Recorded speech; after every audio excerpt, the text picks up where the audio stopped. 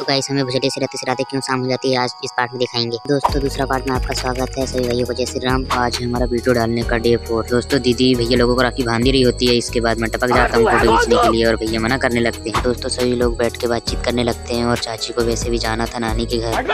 इस सज्जन को क्या तकलीफ है भाई? तेरा तो गेम बचाना। इसके बाद हम फिर निकल लेते हैं दूसरे चाचा के घर। चाचा के घर पहुंचते ही हम पिला देते हैं भैया को नारियल का पानी। फिर इसके बाद हम जाते हैं छत में घूमने के लिए क्योंकि न्यू लेंटर डाला था चाचा जी का। थोड़ी देर फिर खेलते हैं वहाँ पर। फिर हम थोड़ी देर बाद फिर उतर जाते हैं नीचे और फिर मैं भैया के लेकर पहुँच जाता हूँ सीधा घर क्योंकि मुझे घर जाके फिर पानी भी नहाना था। और फिर मैं नहा लेता हूँ पानी। फिर मैं बंधवाने लगता हूँ दीदी के हाथ राखी।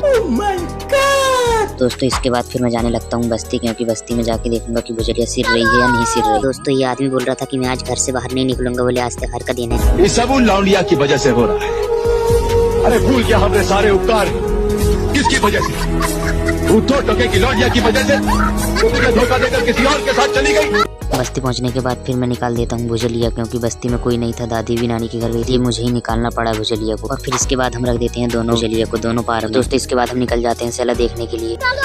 दोस्तों अभी पब्लिक पूरी आई नहीं है, अभी टाइम है पब्लिक आने में। पब्लिक के आते तक हम मोबाइल देखने लगते हैं। दोस्तों जैसी पब्लिक आती है हम चले जाते हैं भुजलिया सिराने के लिए और शाम भी हो जाती है। दोस्तों नदी जाते तक रात हो जाती है हमें। फिर हम रात में ही सिरा के निकल लेते हैं घर की ओर। दोस्तों अब मिलते हैं अगले वीडियो में, जब तक तो लाइक फेल के।